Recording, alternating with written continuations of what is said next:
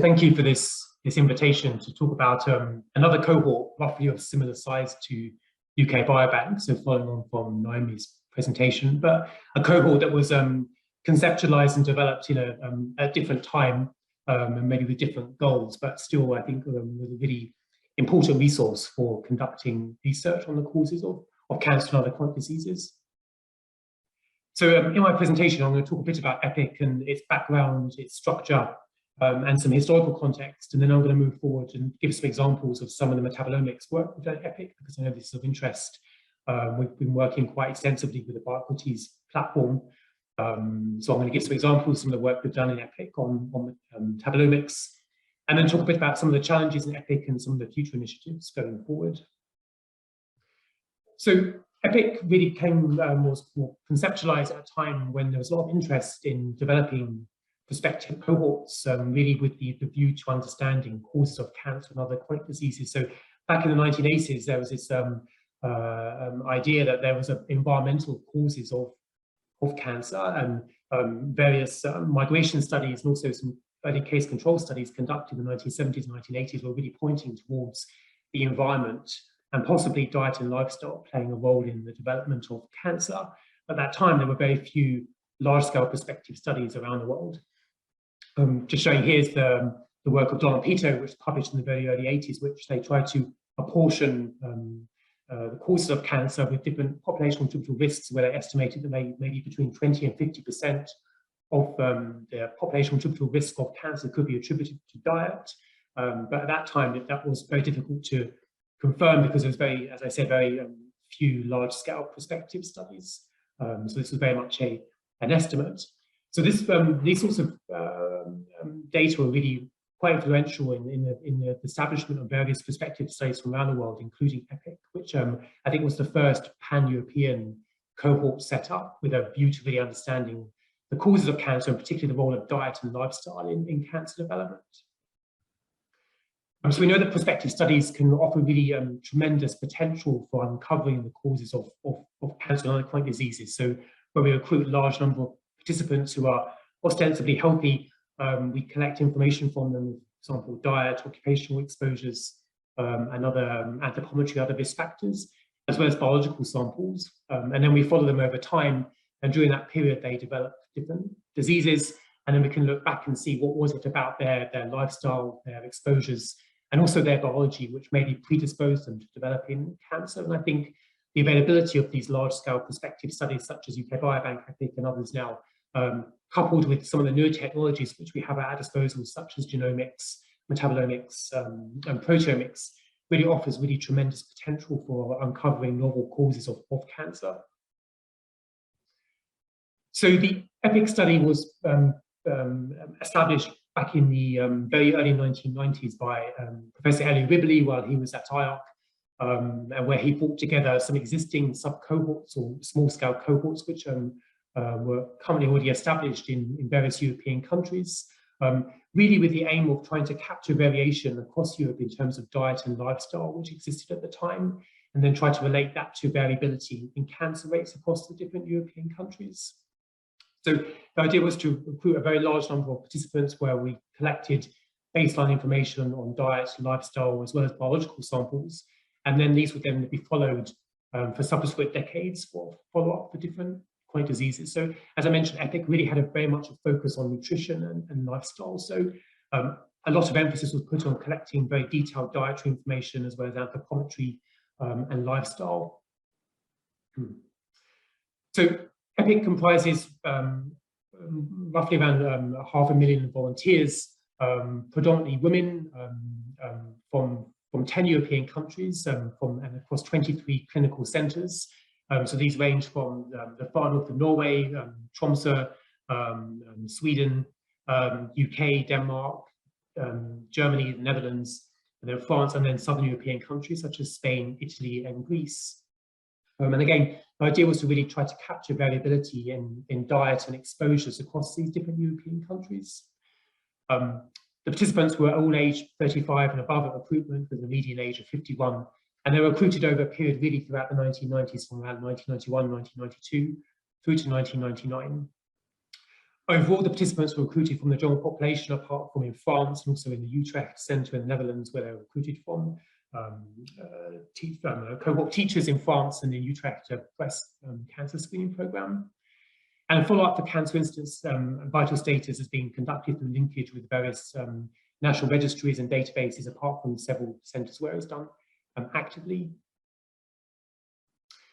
So here we can see the sample sizes per country for the different EPIC countries. So all the EPIC countries have recruited at least 30,000 participants, but you can see some variability. So for example, in the United Kingdom, there's almost 90,000 participants with questionnaire data, around more than 40,000 with blood samples. If you look at, for example, Denmark obtained blood samples from most of the participants there, so more than 50,000 with both questionnaire data and blood samples. So the blood samples from EPIC are a really valuable resource. So roughly 28 aliquots, serum, plasma, buffy coat, and red blood cells were collected from the around 300,000 participants, amounting to around 8.4 million aliquots. So I think at the time, the EPIC biobank was one of the largest in the world, with this number of biological samples stored with linked epidemiologic and clinical data. Around half of these are stored in the local EPIC centres, and the other half was sent to the central EPIC Europe biorepository at IARC, and an additional 1.3 aliquots are stored in local biobanks in Sweden and Denmark. And this just shows the liquid nitrogen tanks that we have here at IARC, which hold these biological samples and goblets and straws. So as I said, one of the real incentives for developing EPIC was to capture variability in diet and lifestyle across Europe. And I think to some extent that was really successful. So this shows some biomarker data looking at nutritional biomarkers across the different EPIC centres, focusing on two. So lycopene, which is a compound found in various vegetables, particularly tomatoes, and then alkyl resorcinols, which are compounds found in whole grains. And if we look at levels of lycopene in blood samples from the different EPIC centres, you can see quite clearly that the levels were higher in many of the southern European countries. So for example, in the Italian centres, in Greece, Spain, and were generally low in the northern European centres.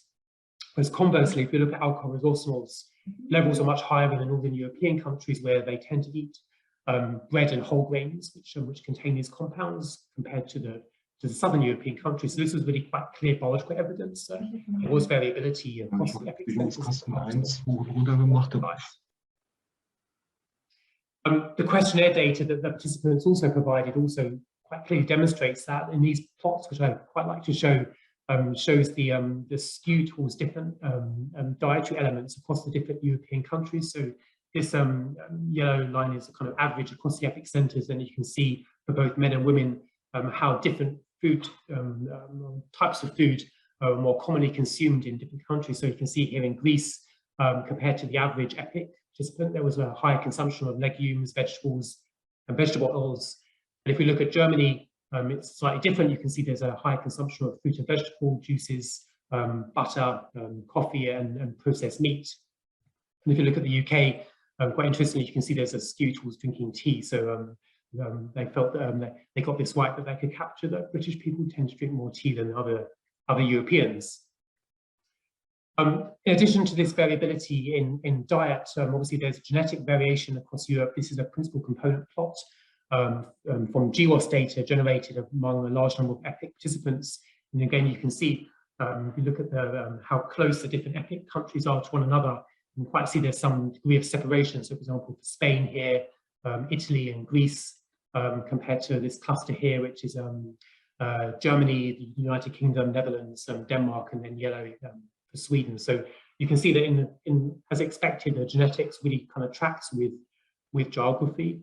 But this genetic variability also offers potential for conducting research. This is some research conducted by my colleague Ruth Travis, looking at lactase persistence across EPIC and how that related to the intake of milk and other dairy products, and ultimately to prostate cancer risk. So you can see lactase persistence is higher among the northern European countries, which tend to consume high levels of dairy products.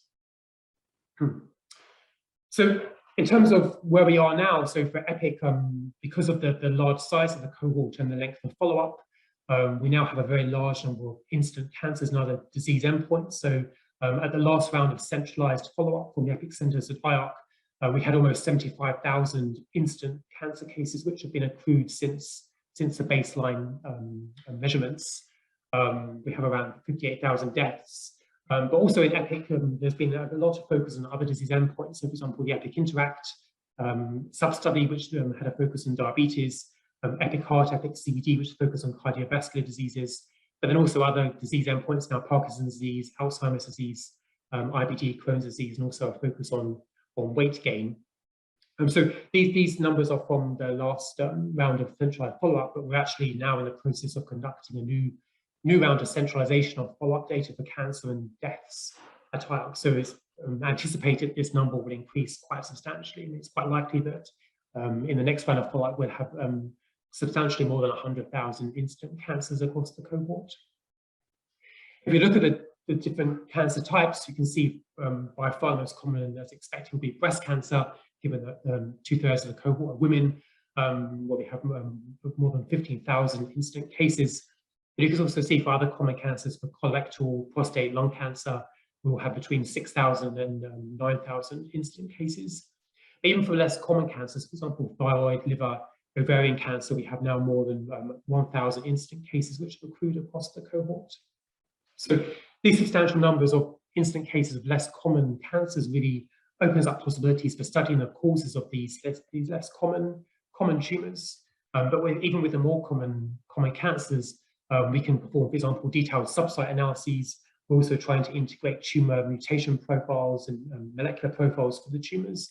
And within our studies, this has been quite successful, for example, for colorectal cancer, where we have tumor mutation data for some of the centers now, which enables us to perform more detailed characterized analyses of the tumor subsites and their etiologies. I said that EPIC has had a much focus on nutrition and lifestyle, but given that there are blood samples of more than 300,000 participants, I think it's really a growing resource for conducting omics and biomarker-based studies. So this is very important, for example, for looking at etiologic pathways and markers for cancer and other disease endpoints, but also for early detection markers for cancer. So that's been a focus for some of the groups working within EPIC in recent years, and also biomarkers and pathways associated with cancer survivorship. So just to say, we have quite a growing number of omics data within EPIC now. So for example, we have GWAS on more than 60,000 participants, proteomics around 40,000, so this includes data from Olink, but also a new initiative which we're about to embark upon with Somologic. And in metabolomics, we have data from around 30,000 participants, which is primarily biocrates data. And I also already mentioned that we're trying to accrue more data on tumor molecular subtypes to complement this. We've been trying to set up an integrated platform of research for investigating metabolism in relation to cancer risk in EPIC for a number of different cancer sites. So in this perspective, we have, for example, data on targeted metabolomics. I mentioned biocrates, but also fatty acids measured using gas chromatography here at IARC, and bile acids. We're also increasingly focused on performing untargeted metabolomics. So we have quite a lot of data now for colorectal cancer, liver cancer, and pancreatic cancer. Other biomarkers, so I mentioned proteomics, but also targeted markers, for example, insulin, IGFs, growth factors, inflammatory markers, and also sex steroids has also been a major focus for the cohort. And then also trying to increase coverage for genomics, so having GWAS data, candidate SNPs, but also, as I mentioned, trying to incorporate tumor sequence data and immunohistochemistry. So just to give a few very quick examples of some of the work we've been doing in EPIC on metabolomics. This is data, again, using the biocrates panel for breast and endometrial cancer. And I'd like to show these findings alongside one another, because we know that these cancers to some degree share a common etiology. So they're related to unopposed estrogen exposure, and they have common risk factors, for example, obesity and various reproductive factors. But our interest was really trying to discover something new about their etiology. So can we use metabolomics as a tool for understanding novel etiologic pathways? So this was some work conducted with colleagues at IARC looking at breast cancer here on the left and endometrial cancer on the right. So when we have odds ratios for the association between different metabolites and the two different cancers, and then there are p-values on the y-axis. So you can see for breast cancer, for example, we have this cluster of metabolites which showed an inverse association with breast cancer development after controlling for multiple tests. Notably, some of these phosphatidylcholines, so lipids, also some amino acids. So, for example, arginine had quite a robust inverse association with development of breast cancer. And this is actually quite interesting. We know that supplementation with L-arginine within breast cancer clinical trials has been shown to improve survival of the patient. So it's quite notable that we see the circulating levels of arginine. This was also inversely associated with development of disease. Conversely, we see this quite strong positive association between the C2 acyl-carnitine, which is a compound which has been linked to diabetes and metabolic dysfunction, and again suggesting that these lipids might play a role in the development of breast cancer. On the right-hand panel, we see quite a different type of, firstly, you see quite different, more symmetrical pattern analyses. So we see a cluster of metabolites with positive associations with endometrial cancer, most notably the sphingomyelin C18, which had a very strong positive association with endometrial cancer after controlling for established risk factors, including adiposity and insulin.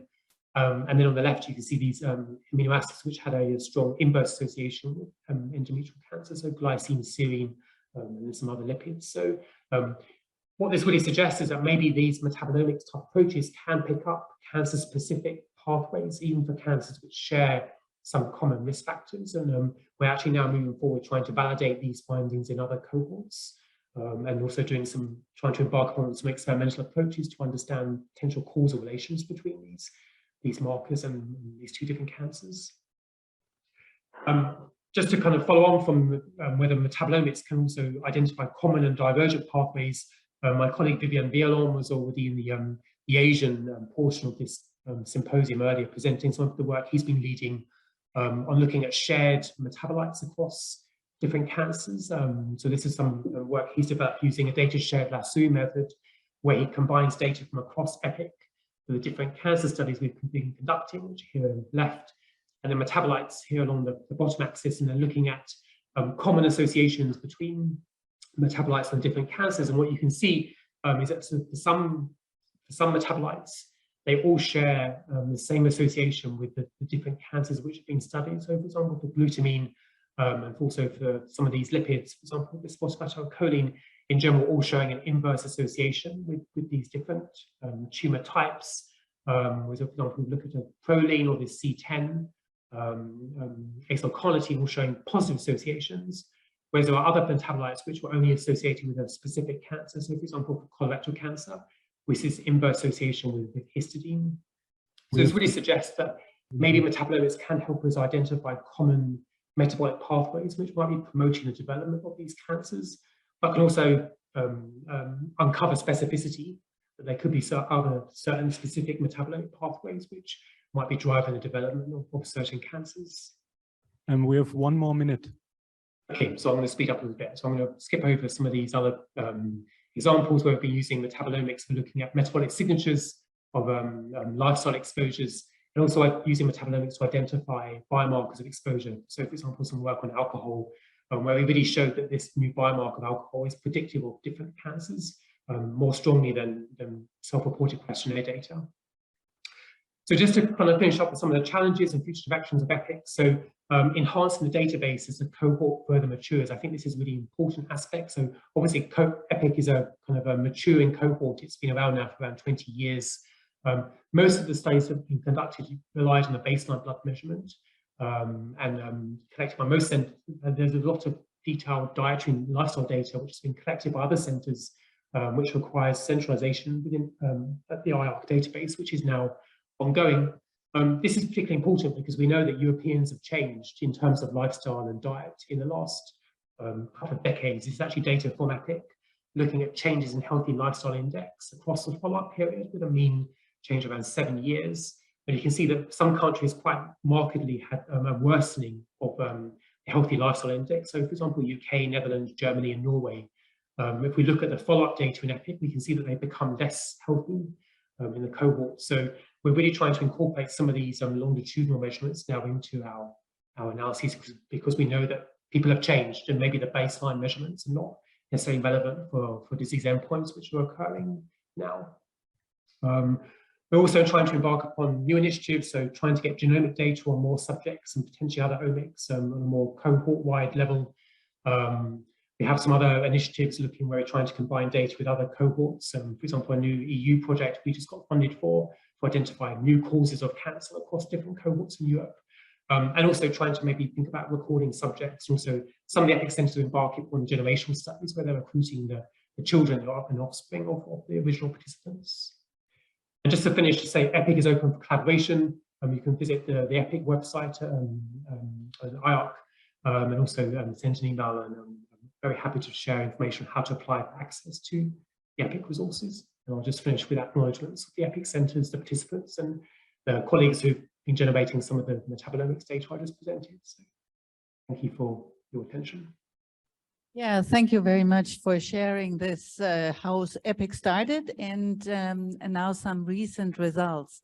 We have time for one quick question here in the audience and a quick answer, if there is, given that this doesn't seem to be the case. So you highlighted in the end to, you showed overall results, but is there, so how, do we also do country-specific analyses in these joint analyses, and can you then see actually the changes in the changes of relative risks? Yeah, so within EPIC, we generally always do conduct country-specific analyses when we use the full cohorts. I mean, many of the EPIC centers are also conducting their own research on their own individual sub-cohorts as well.